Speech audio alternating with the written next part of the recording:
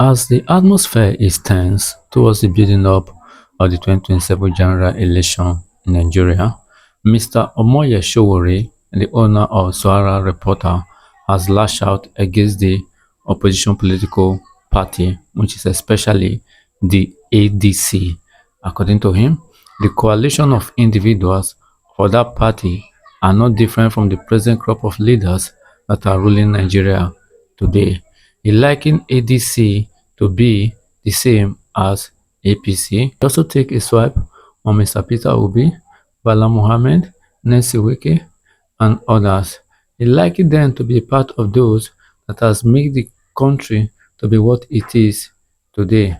And he said a lot of things. Guys, I will urge you to watch this video so that you can listen to him and then bear your mind concerning his submission on ADC and other politicians in Nigeria.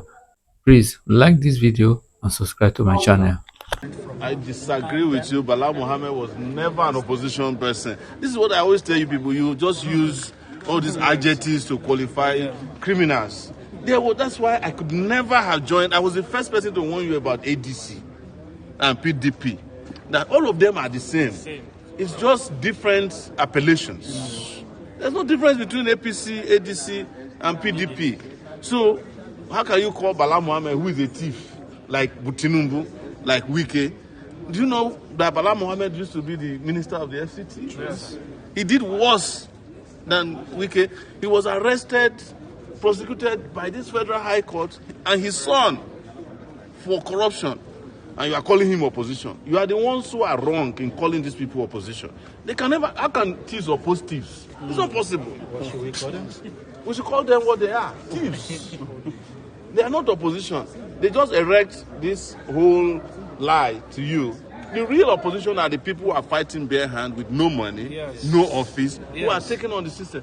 We are the real opposition. In the streets. But you don't want to call us opposition because we don't have money, because we don't drive big cars, and because we don't have mansions in Abuja. That's why you don't, because you don't know where to meet us.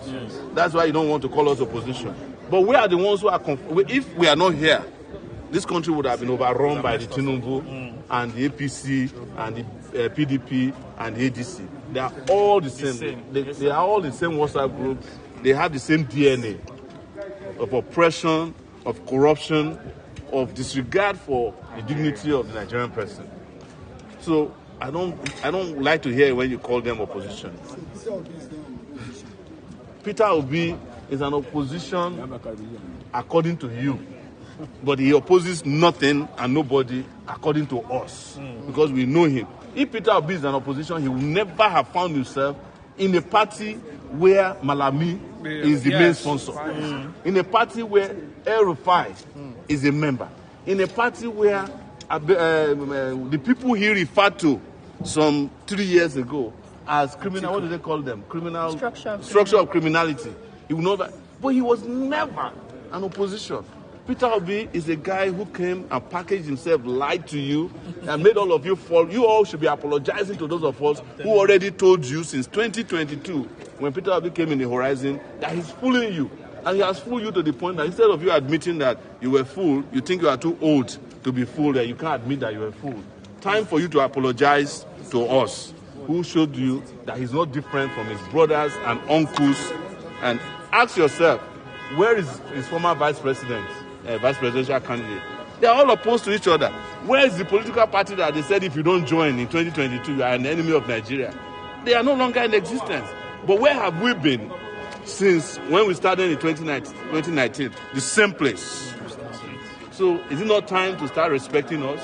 Yes. It is, with apologies. Thank you. She's entitled to her opinion. I think if I live for anything at all, it's the right of people to freely express themselves. I know that the people who know the truth cannot respond, so they use people like her who have less understanding. You know, I respect her. We've done a bunch of struggles together, but I think what is lacking is consciousness for some of them. They still haven't reached that level of consciousness to be able to understand when people are truly deceiving them. But I've passed that stage, so I cannot be exchanging words with her over what is clearly her right to respond to something like that. Maybe she's one of the people agitated as well, that she's been lied to, but she hasn't snapped out of that condition. And the reaction is to throw tantrums. But like I said, I totally respect her right to freely say whatever she wants to say. I'm talking to Peter Obi, not Mama P. And I maintain that Peter Obi knows that he's a package fraud. And he came to defraud people in this involvement in politics. He knew where his heart is, that he's with the people who destroyed Nigeria. He's one of them. But he has fooled so many people to believe that he was different. But he has shown you enough trajectory to tell you that where he is today is where he has always been, with the destroyers of Nigeria in ADC, Babashir, Laya, Walawa, the Ameches of this world, Malami. If Buhari was alive, Peter Obi would be in the same political party as Buhari today. That's the truth. And don't be surprised if he tells you that he has now reconciled with Tinubu and joins the APC. Don't be surprised. Most of his people have already joined the APC. Ask yourself, all the people they took to the National Assembly with Labour Party in 2023, where are they today? They didn't even go back to their former party. They went straight to the APC.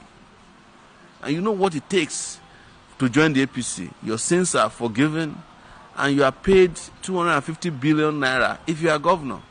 If you are senator, I think it's about 250 million naira. And you get all kinds of packages that gives you immunity for crimes that you are committed. I didn't tell you yesterday that the Bauchi governor ran to APC because his accountant general is facing trial in the same courtroom. They are holding that one by his boss. But now that he has joined them, the case will gradually fizzle out. That's why I said thieves cannot criticize thieves. So just accept the fact that you lied to Nigerians. You presented a fake candidate who has no agenda, no manifesto, who has no ideology. And you can lie to people once, but you can't fool people twice. I was never even fooled once, so I'm different. I never accepted your Peter Obi package. I could see it from the distance that I knew it was fake. You didn't need to tell me. I knew that as far back as 1989, when I was 18 years old. I have a detector for fake people, a radar detector of fake people. I knew Buhari, I knew Babangida was fake. I knew Obasanjo was fake. Jonathan, I knew Yar'Adua was sick and fake. You know, all these leaders, when I see them. And for those of you who like to lie that, Sowore supported, I never did. If I did, you would have presented the evidence. I never did. What I've always done in my life is what I do today. I stand on what is right, whomever is affected. And nothing makes me change my position because you insult me, It's part of what comes with the territory of speaking truth to power. And sometimes speaking truth to power is as dangerous as speaking truth to the powerless. Because a powerless person who is not conscious is as dangerous as a powerful person who also is not conscious. And that's why Nigeria is today. You still have a majority of our people who are powerless but unconscious. The moment their consciousness is raised, they become powerful. And they can dismantle the real power that is few people in power who are holding the country to ransom. Yes. So you mentioned something in courts.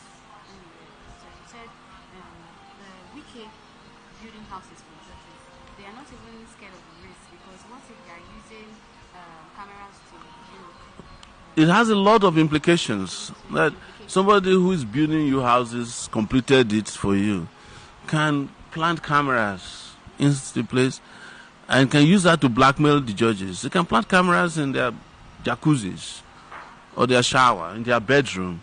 You don't even think about it. That's why judges cannot be left to be taken care of by people who have interest.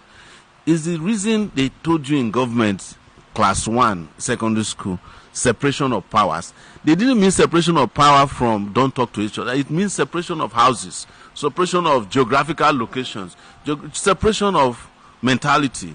The mentality of a judge must be different from that of an executive or that of the legislative. That's the reason why they tell you you cannot interfere in legislative affairs, even if you are a judge. Separation of powers also means that is the reason why the executive is not living in the same apartment as the judiciary. In fact, the judiciary must not be seen to have any relationship with other branches of government. They are not supposed to even attend each other's wedding in some cases, because it could compromise. You don't provide the atmosphere for interface in a way that compromises justice. That's why everybody respects judges. Judges are supposed to be heard, but in Nigeria, you don't see a judge who is an MC at the wedding of a governor's son. How do you expect such a judge to do justice? And then you now have an executive member, Wike is like a governor, who is building houses for federal judges, giving them cars. And that is how these judges are compromised. There's no question about it. It's unethical. It's unacceptable. You cannot take gifts from people who have interest in cases. And everybody knows that Wike is not doing this to save the judiciary or to help the judiciary. Wike is doing it to compromise the judiciary. Let me make a revelation to you. In 2019, our party was formed in 2018 as the African Action Congress. In 2019, our party's candidates almost won the governorship election. Actually won the governorship election against Wike in Rivers State. But because of the circumstances of the election, that is, our party went and marched, the party governorship candidate went and marched with the APC without our knowledge. We rejected the merger and said the party itself could win. Wike panicked and went and hired judges, specifically Justice Inyang. What's that his name? Huh? What's the judge in the Federal High Court that Wike was working for Wike against our party? The judge in the Federal High Court who ruled against us to take over our party. Wike, he's now been suspended by the federal government. Yes. Epo. Wow, this is much from Mr. Sowore against ADC and other politicians in Nigeria. But the question I would like to ask now is that who is really the right person? Someone that when he gets there tomorrow, he will not be influenced by the majority to start doing the opposite. Because based on his submission, which is actually a fact and a true, that those that were elected under Labour Party in the House of Assembly in the Senate, where are they? Have they not come to APC? Which is actually true. So my question is this: who is the right person that will not be influenced by the majority when he get there, that will still hold on to his honesty, that will still prioritize the welfare of Nigerians as against his or her selfish desire? So guys, what do you think concerning Omoyele Sowore submission on ADC and other politicians in Nigeria? So whatever your thought is, please drop them in the comment box. And please don't forget to like this video and subscribe to my channel so that whenever we drop a new video, you will be the first to receive the notification. Thank you for watching. God bless you.